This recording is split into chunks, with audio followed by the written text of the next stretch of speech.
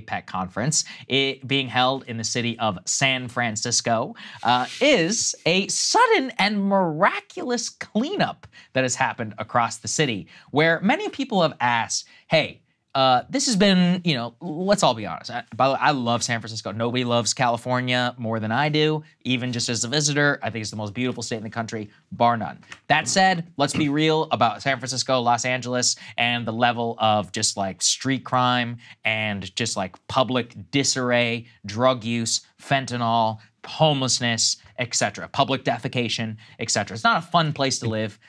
I am curious for people in the comments section. Yeah.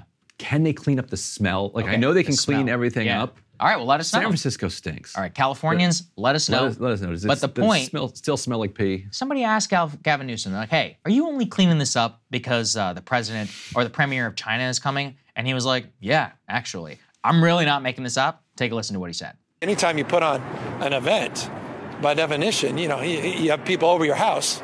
You're going to clean up the house. You have 21 world leaders. You got tens of thousands of people coming from all around the globe. What an opportunity to showcase the world's most extraordinary place, San Francisco. Folks say, oh, they're just cleaning up this place because all those fancy leaders are coming into town. That's true because it's true. But it's also true for months and months and months prior to APEC, we've been having different conversations. That's true. Because it's true. It's true. You can't make this up. And I actually thought Peter Doocy over at Fox asked the White House a great question. And he was like, hey, why does the president care more about what Xi Jinping thinks of San Francisco than people who live in San Francisco? And they're like, oh, we just totally reject the premise of your question and all of that. And to a certain extent, with the whole Gavin Newsom thing, it's not that they don't have a point, Ryan, that cities, you shouldn't spruce something up nicer whenever somebody's visiting.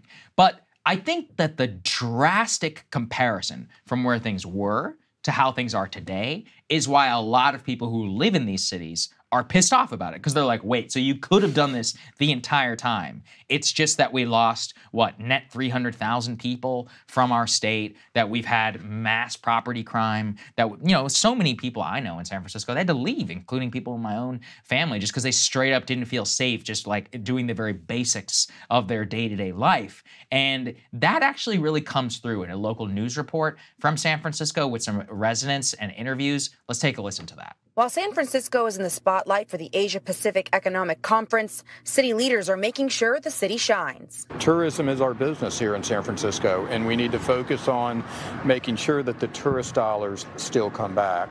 Caltrans repaving major roadways like the Harrison Street off-ramp from the I-80. BART doubling down by deep cleaning their stations overnight more often. The city had gotten a little bit dingy over time. Scrubbing and power washing is happening all over the city. Yeah, the bottom of my shoes look clean. It's noticeable how clear the streets look and how few homeless encampments there are on major thoroughfares. Having been a longtime resident in the Bay Area, you just naturally start to wonder if houseless folks being displaced. Public Works is installing decorative crosswalks in North Beach and Chinatown, and the Webster Street pedestrian bridge in Japantown was recently repainted. The Yerba Buena Gardens at the Moscone Center are decked out with new colorful landscaping and murals, paid for by the Clean California Grant, just in time for the 20,000 high-profile CEOs and heads of state coming into town next week. Must be nice. Looks like a beautiful city, doesn't it? Not the one I remember, though, from the last couple of years. See, it looks clean, but once the company leaves, you look under the bed, you open the closet, all the crap pours out. You didn't really clean it. You just shoveled everything away. Yeah, actually, but then my question was well, what the hell happened? And then also, my big one is the city and Gavin Newsom. This is what I really want to talk to you about. The city and Gavin Newsom, and this really extends to what we're going to talk about next, about the I-10 in California or in Los Angeles, have claimed now for years. They're like, we can't do anything about this. The Ninth Circuit has tied our hands. We're not allowed to clean up homeless encampments because of the specific judicial rule. Well, that's not congruent with the fact that they just did it. So they either just violated federal law or they were lying the entire time. I'm going to come down on lying because I don't see any lawsuits or any of that going on or injunctions being passed down by federal judges. So then it's a question of well, what was the democratic impulse to do this when it's very clear that the vast majority of people in these cities, from business leaders to all the way down to residents, have been screaming and crying about this now for probably a decade, at least in the case of San Francisco, but especially in the last 3 years. And it takes freaking Xi Jinping and leaders from Japan to come here before we actually do anything about it. That's outrageous to me. Also, they'll still find it to be filthy. Oh, yeah, of course. Yeah, you're right. Especially if you're coming from Japan. They're like, what the hell is this? A single piece of litter on the road? What are you doing here? You call this, you didn't clean this up for us? Come on. They're like, what are you talking about? We spent the last month. That's good. But it's possible they had some type of informal budget for lawsuits. So it's, it may be that, once in a while you're like, you know what, we're just going to break the law. Okay. And we're going to let these people sue us, and we'll figure it out after company leaves.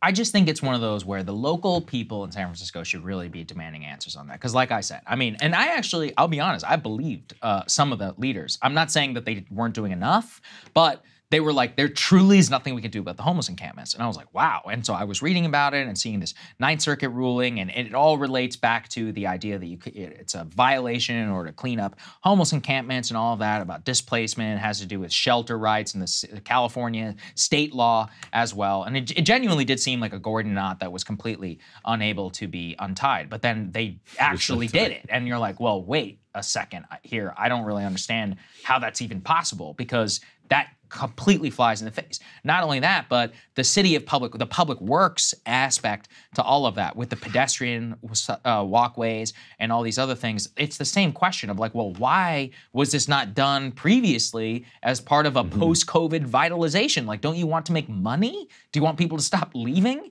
There's a lot of viral posts about San Francisco, but some of the saddest ones are like, here's a condo that somebody bought in 2019 for $1.5 million, and they're selling it for $726,000.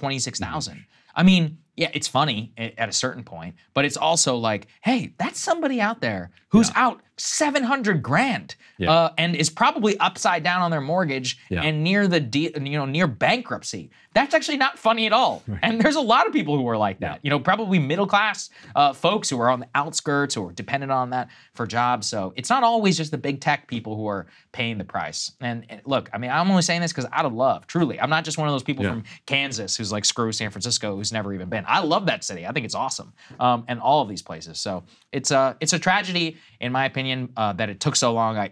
The real question is, like, how long is it going to stay? And will they return back to their old ways?